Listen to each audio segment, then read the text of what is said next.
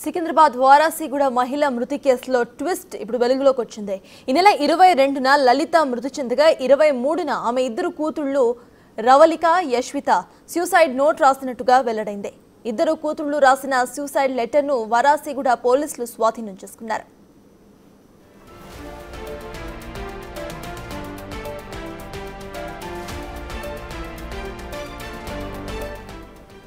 ఇక 5 ఏళ్లుగా తండ్రి రాజు కోసం ఇద్దరు కూతుళ్లు గొడవ పడుతున్నట్టుగా తెలుస్తోంది. లలిత భర్త రాజు కుటుంబాన్ని దూరం పెట్టినట్టుగా సమాచారం. కాగా 2021 నుంచి మేనమామతో కుటుంబానికి గొడవ ఉన్నట్టు కూతుళ్ల ద్వారా తెలుస్తోంది. మా సూసైడ్కు కారణం మా మేనమామ బిట్ల రమేష్ ప్రకాష్ రెడ్డి, తండ్రి సిఎల్ రాజు అని లేఖలో పేర్కొన్నారు రవళిక, యశ్విత. నేడు లలిత మృతదేహానికి గాంధీ మార్చురీలో పోస్ట్ మార్టం జరగబోతోంది.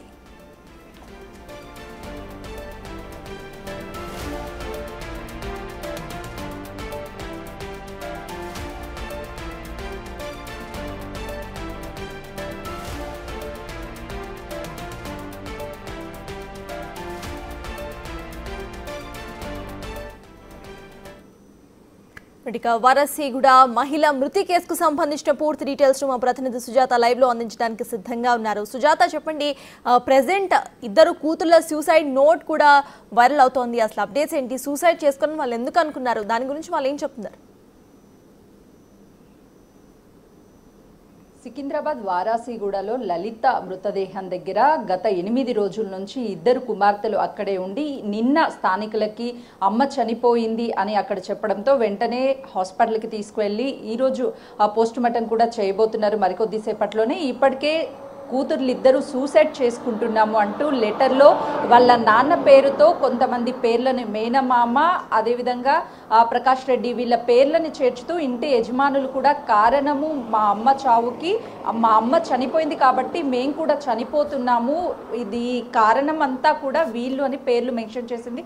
ప్రస్తుతము లలిత భర్త రాజు ఉన్నారు. అసలు ఏం జరిగింది, వీళ్ళిద్దరూ ఎందుకు విడిగా ఉన్నారు, వాళ్ళ పిల్లలు రాజు పేరుని ఎందుకు లెటర్లో రాశారు అడుగుదాం. చెప్పండి, మీ భార్య మీరు ఎప్పటి నుంచి విడిగా ఉన్నారు? నేను ఫస్ట్ లాక్డౌన్ అయినప్పుడు అప్పటి నుంచి నేను దూరంగా ఉన్నా మేడం. నేను ఎందుకంటే అప్పుడు లాక్డౌన్ టైంలో ఇలా నాకు ఒక రేషన్ కార్డు మీద నాకు బియ్యం రాలేదు. నాకు యూనివర్సిటీలో జాబ్ ఉండేది. నాకు అన్యాయంగా నా మీద తప్పుడు కేసు పెట్టిన మీద అది చేశారు. ఆల్రెడీ నేను కేసు గెలిచినాక ఇట్లా మేడం నాకు ఎలాంటి నాకు రాలేదు.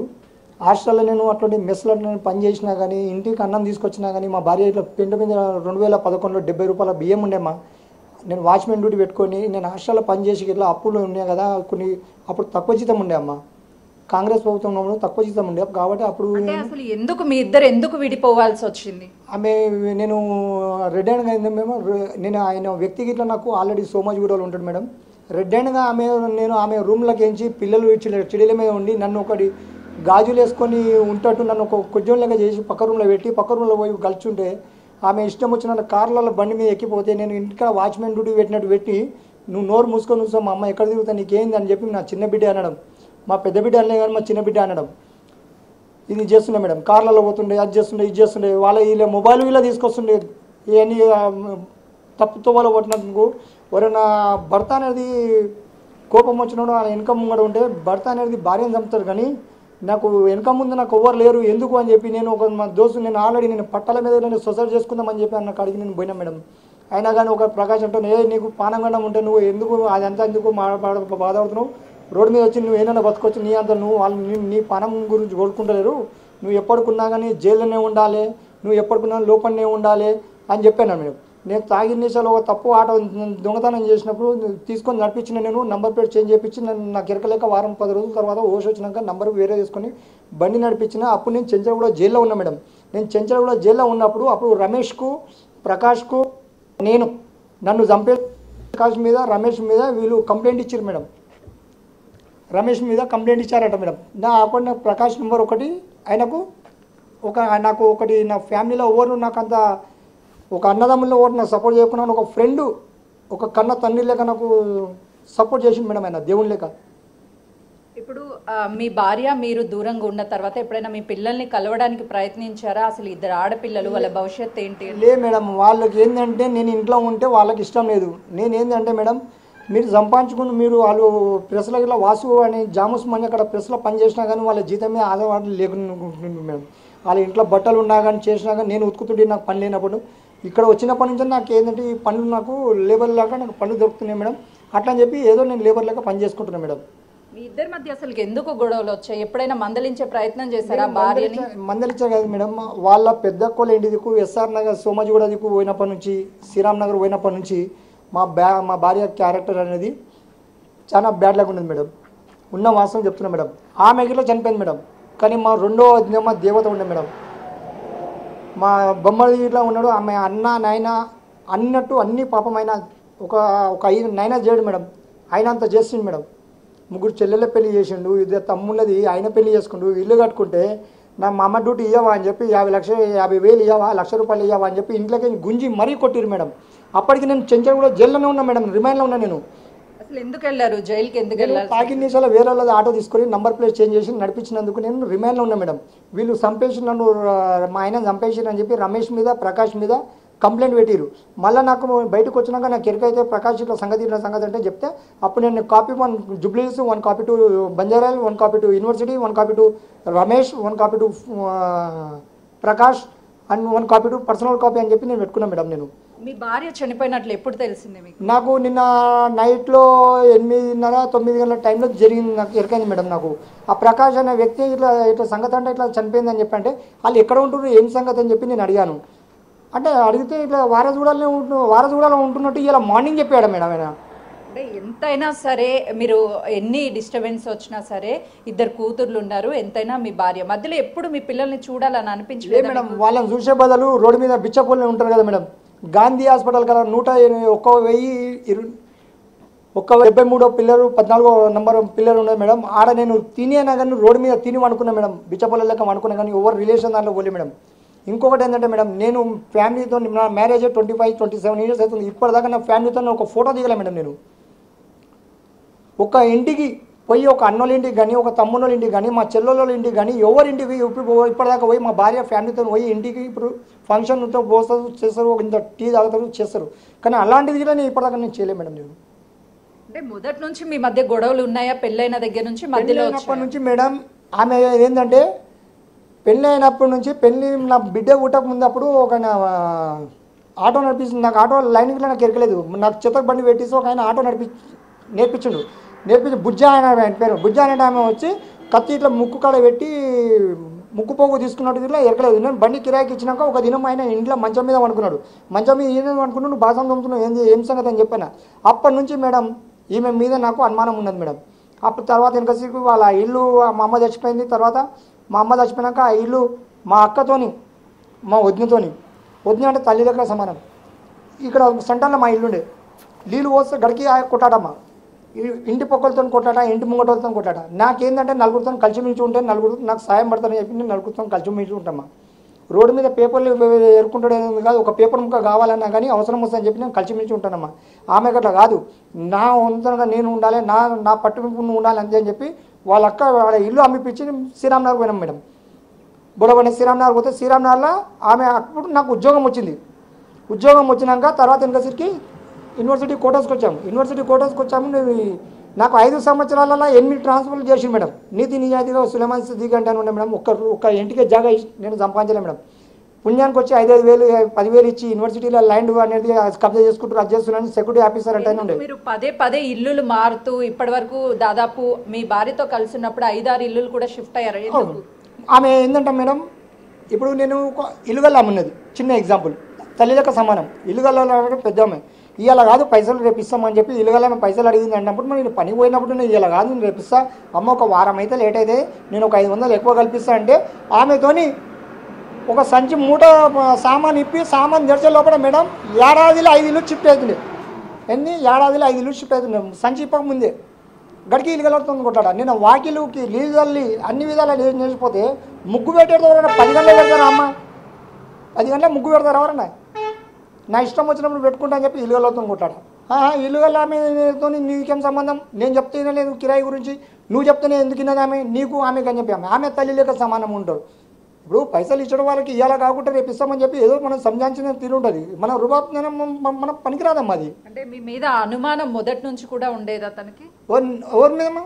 మీ భార్యకి మీ మీద అనుమానం ఉండేదా? లేదమ్మా, నాకు అటువంటి క్యారెక్టర్ లేదమ్మా. నాకు అనుమానం అనేది నాకు ఇప్పటిదాకా మేడం, నేను రూమ్ వచ్చిన రూమ్కి ఉన్నది ఇప్పటిదాకా నేను వాళ్ళు అందరూ అనుకుంటున్నారు, దేశంలో అందరూ అనుకుంటున్నారు పెళ్లి చేసుకుంటూ మంచిగా ఈ పిల్లల్ని నిలిచేసిండు రోడ్డు మీద ఉన్నాను.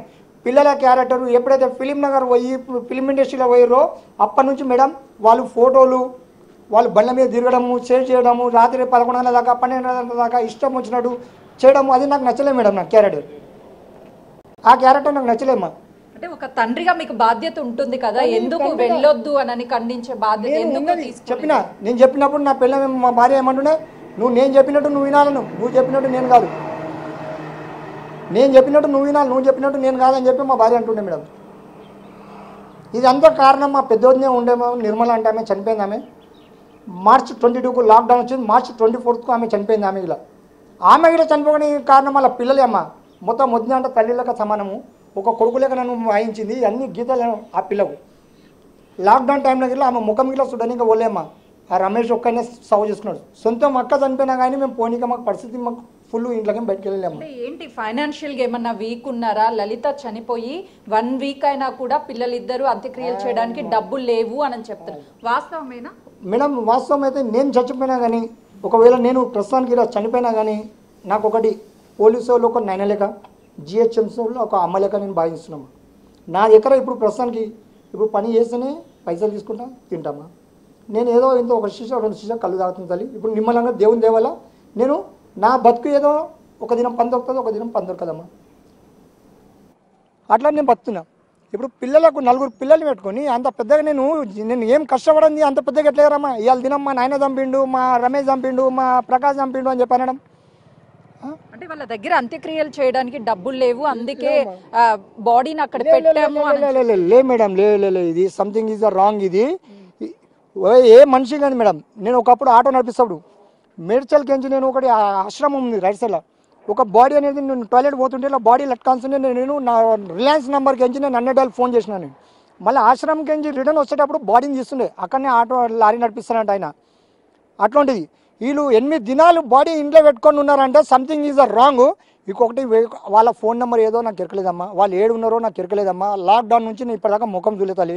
ఇంకోటి ఏంటంటే వాళ్ళ ఫోన్ నెంబర్ నుంచి వాళ్ళు బోడబండలో ఉండి బోడబండకి వారసుడికి తేవడం కారణం యూనివర్సిటీ యూనియన్ లీడర్లో కొద్దిగా చెయ్యి ఉంటుందమ్మా. ఇలా నా యూనివర్సిటీ కోటసీలో కాల్ చేపించి 10 సంవత్సరాల నుంచి నాకు గవర్నమెంట్ నాకు న్యాయం నుంచి హైకోర్టు నుంచి కేసు కొట్టేసినా కానీ, హైకోర్టు తీర్పు ఇచ్చినా కానీ, రిజిస్టర్ చేసుకోమన్నా కానీ యూనివర్సిటీలో మహమ్మద్ అలీ పేపర్ శంకర్. మీకు మా మృతి పట్ల అనుమానాలు ఉన్నాయా? హెల్త్ బాగోలేక చనిపోయింది మేడం. ఆమెకి హెల్త్ ప్రాణం బాగలేదు మేడం. ఆమెకి హెల్త్ ప్రాణం బాగా లేకుండా చనిపోవద్దు. ఆమె 100% బీపీ షుగర్ ఏం లేదు. దేవుని దేవాల నేను ఇలా 51 సంవత్సరం అవుతుందమ్మా, నాకు బీపీ షుగర్ అనేది లేదు, ఫిక్స్ ఒకరు తప్ప. ఎందుకు చనిపోయింది అనుకుంటున్నారు? లేదమ్మా, అది ఏంటంటే సంథింగ్ ఆమెను తీసుకొచ్చి వారజులలో ఓవర్పెట్టిరు. బోడబండలో ఉన్న ఆమె, శ్రీరామ్ నగర్లో ఉన్న ఆమె, రహమత్ నగర్లో ఉన్న ఆమె, ఆడికేంచి ఈడికి యూనివర్సిటీ కాడికి దగ్గరలో తెచ్చిపెట్టినారు ఎవరు, ఏం సంగతి? ఇది ఫోన్ ట్రాక్ చేసి ఒకప్పుడు నా మీద తప్పుడు కేసు మీద నా మీద ఫోన్ ట్రాక్ చేసి నా మీద అన్యాయంగా కేసు పెట్టి వైఎస్ జగన్మోహన్ అప్పుడు బెయిల్ తీపించిండు. వాళ్ళ కొంట వండి పెడితే ఆంధ్ర వైఎస్ జగన్మోహన్, నిమ్మగడ్డ ప్రసాద్, బీపీ ఆచార్య, రాజగోపాల్, సునీల్ రెడ్డి, మోపిదేవి, బ్రహ్మానందన్ రెడ్డి, విజయరాఘవ, సూర్యప్రకాష్, విజయసాయి రెడ్డి వీళ్ళందరూ నాకు వాళ్ళకు వంట ఫుడ్డింగ్ మెయింటెనెన్స్ చేస్తే నాకు బెయిల్ తీపించారు. నాకు నా భార్య మీద ఎప్పుడైతే నాకు నచ్చలేదో ఇప్పుడు చెప్తున్నామా, నేను నాకు షూరిటీ పెట్టనీకే ఒక ఆధార్ కార్డు, ఒక ఫోటో కావాలి. వాళ్ళు పైసలు ఇస్తామన్నా కానీ ఒక ఆధార్ కార్డు, ఫోటో అట్లాంటిది షూరిటీ మొగన్ మీద అంత నమ్మకం లేదు, ఆయన తప్పు చేసిండొచ్చు అని చెప్పి ఒక షూరిటీ గిలా పెట్టలేదమ్మా. అప్పటి నుంచి నా పానం ఇరిగిపోయిందమ్మా. అంటే ఇప్పుడు ఏమై ఉంటుంది, ఎందుకు చనిపోయి ఉంటుంది? మేము మాత్రం మేడం ఒకటి చిన్న ఎగ్జాంపుల్, ఇప్పుడు 2 రోజుల నుంచి ఇప్పుడు నేను నాకు ఎరకలేదమ్మా, నేను ధర్మంగా చెప్తున్నా, నేను చెట్టు కింద ఉన్నా, ఇదే చెట్టు కింద మీరు నాకు చంపేసినా ఏం పరగబడది. అది మాత్రం 8 దినాలు పెట్టుకొని ఆమె రూమ్లో ఉన్నదంటే ఆమెకు ఆ ఫోన్ నెంబర్ ఏమేమి ఉన్నాయో లింక్ చేసి అలా ఇంటికి ఎవరు వస్తున్నానో సీసీ కెమెరా చెక్ చేసి ఆమె ఫోన్ నెంబర్ నుంచి ట్రాక్ చేసి ఆ ట్రాక్ నుంచి మీరు అసలు నేరస్తులు అనేది ముంగడొస్తారమ్మా. అంటే పిల్లలు కూడా ఏం మాట్లాడడం లేదు. పిల్లలు ఏం మాట్లాడారు వాళ్ళు చాలా గట్టిగా గుండె గట్టిగా ఉందమ్మా, వాళ్ళు గుండె గట్టిగా చేసుకొని ఉన్నారు. వాళ్ళు దయా దాక్షిణ్యం లేదు. ముంగడ ఎవరు ఉంటే వాళ్ళని నూకేయాలి అంతే. మనం సేఫ్ ఉండాలని చెప్పి చూసుకుంటారు అంతే. వాళ్ళ క్యారెక్టరు ఏంది ఏం సంగతి నేను కన్న తండ్రిని కాబట్టి నాకు ఎరక. నేను ఇడిచేసుకొని ఇవాళ దిన నేను పెయింటింగ్ పని చేసుకుంటా ఉన్నా కానీ నా పెయింటింగ్ వాళ్ళు అరే ఏంది భార్య చచ్చిపోయింది ఇలా పిల్లల దగ్గరికి ఇలా పోలేదు ఇట్లా సంగతి అంటే వాళ్ళు చేసిన కథకు నేను ముఖం గిలో చూపెట్టలేక నేను ఇలా ఇంటికాడ ఉండి భార్య చనిపోయిందని చెప్పి తాగి ఇంటికాడ నిమ్మలంగా వండుకునేటోని నేను ఎందుకు పని చేసుకుంటాను నాకు ఎరక. తాగి వండుకుంటే తిని వండుకుంటే నాకు పెట్టరు. నాకు అంటే ఏంటి పిల్లలు ఎందుకు తల్లి చనిపోయినా కూడా ఇంట్లో వారం రోజుల పాటు అది ఇది ఇప్పుడు ఇందాక నేను ఇదే సార్కు నేను డిస్కస్ చేశాడు గాను. సార్ ఇది ఆమె బీపీ లాంటిది కానీ ఎలాంటి షుగర్ లేదు. ఆమె సూసైడ్ చేసుకోనికి కారణం ఏం అవసరం? ఇప్పుడు నైనా లేడు, ఓకే, నైనా ఒక బట్టబాజో ఏదో ఒకటి లంగప్పు కొడి అయ్యి ఇంట్లోకి నుంచి వెళ్ళిపోయింది, ఓకే. మరి నేను చనిపోతే మరి నా పిల్లలు ఎట్లా అని చెప్పి తల్లి ఆలోచించదా? అమ్మా తల్లి చేసుకోనికి కారణం ఏంది? అమ్మా తల్లి చేసుకోనికి కారణం ఏంది? ఇప్పుడు నైనా లేడు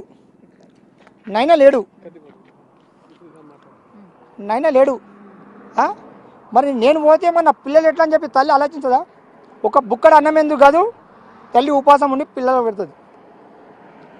అటువంటిది ఆమె అందరూ ఆమె చేసుకుందంటే ఇది పిల్లలను ఏంటంటే ఇద్దరిని అలాగలాగా పెట్టి ఒక దగ్గర పెట్టి 2 రోజులు తిండి పెట్టి కరెక్ట్ ఇంటర్కషన్ చేయండి, ఆటోమేటిక్ న్యాయం అనేది జరుగుతుంది. నేను తప్పు చేస్తే నాకు ఈయన మీరు చంపేశాను అంటే లెటర్ లో ఆ పిల్లలు రాశారు, ప్రకాష్ రెడ్డి మా నాన్న ఇంటి ఓనర్లు మా మేనమామయ్య చేతబడి చేశారు, క్షుద్ర పూజలు చేశారు అంటున్నారు. మేము నమ్మేది దేవుడిని, మన దేవుడు మన నియత్ మీద ఉంటుంది మేడం. మేనమామ చంపిండు, ప్రకాష్ చంపిండు, ఇది కాదు. మీకు అసలైన హిస్టరీ అనేది బయట అనేది ఎట్లా పడుతుందంటే ఇది సపరేట్గా వాళ్ళ ఫోన్ నెంబర్ ఏమైతే ఉన్నాయో ఆధార్ కార్డు లింక్తో మీరు ఫోన్ నెంబర్ తీయండి, ఆటోమేటిక్ బయటపడుతుంది. ప్రకాష్, రమేష్, రాజు అని కాదు. అసలైన నేరస్తులు అనేది లలితకు ఆల్రెడీ ఎరక, లలిత పిల్లలకి ఇట్లా ఎరక. వాళ్ళతో ఎవరెవరు సంబంధం ఉండే ఏం సంగతి ఏం కదా.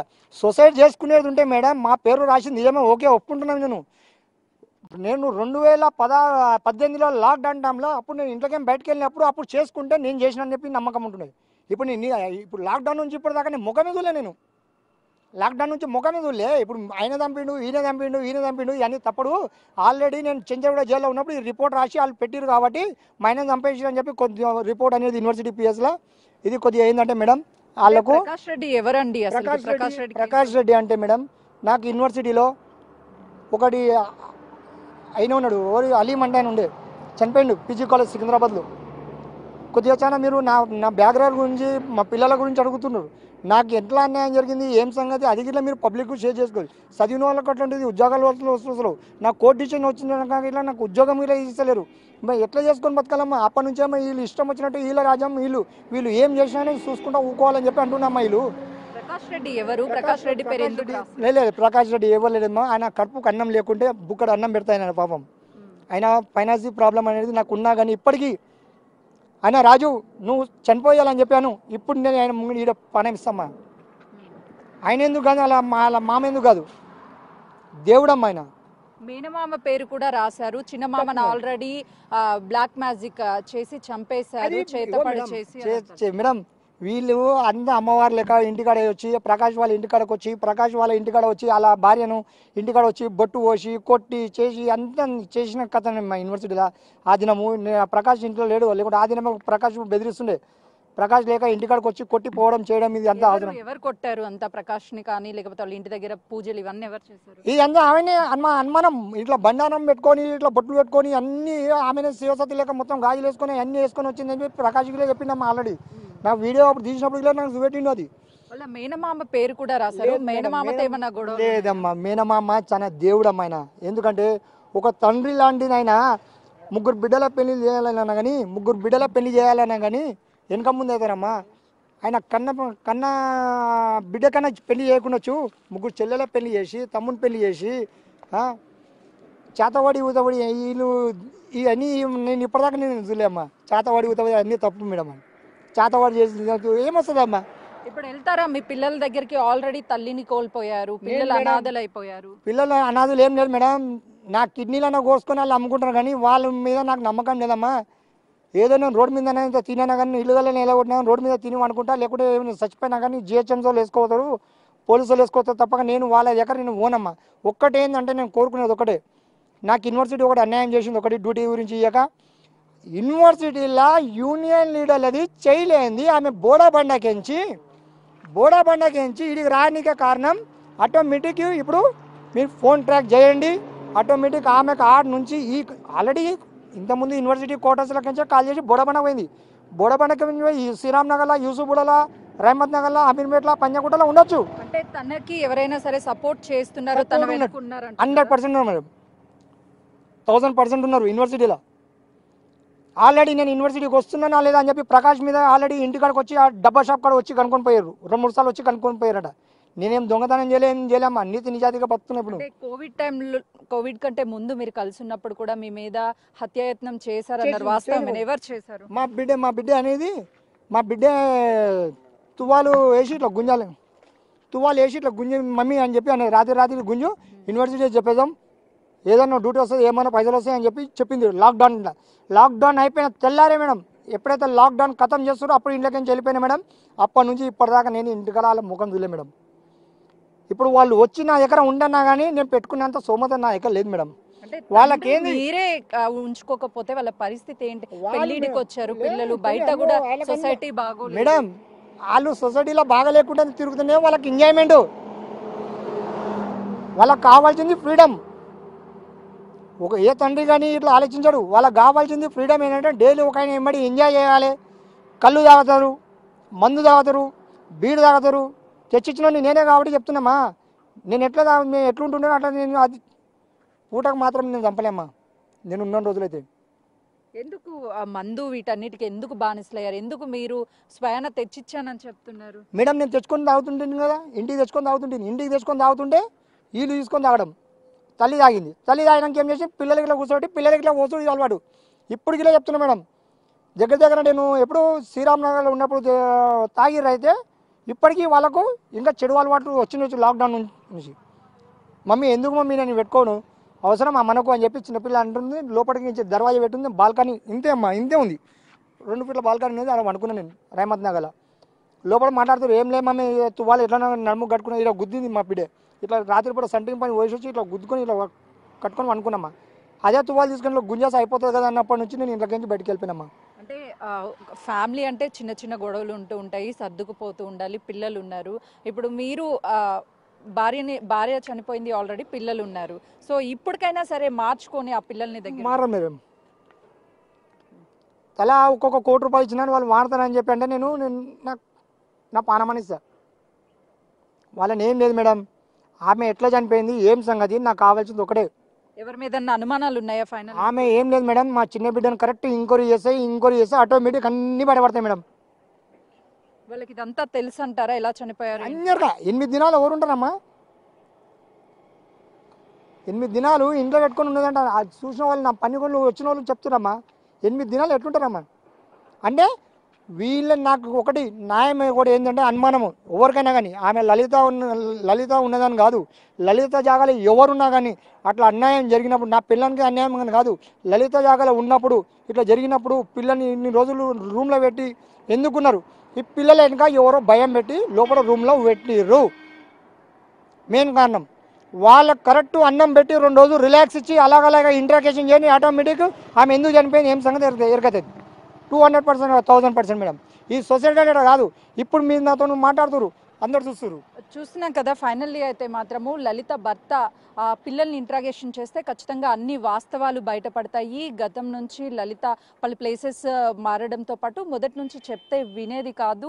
ఖచ్చితంగా ఈ మరణం వెనుక చాలా విషయాలు దాగి ఉన్నాయి. పెద్ద వ్యక్తులే ఉన్నారు. వాళ్ళందరినీ కూడా బయటికి తీసుకురావాలంటే ఫోన్ కాల్స్ లిస్ట్ని తీసి ఎవరెవరికి కాల్స్ వెళ్ళాయి, ఏమేమి జరిగింది అని మొత్తం ఆరా తీయాలి. పిల్లల్ని అడిగితే ఖచ్చితంగా కూడా అన్ని విషయాలు బయటికి వస్తాయని చెప్తున్నారు.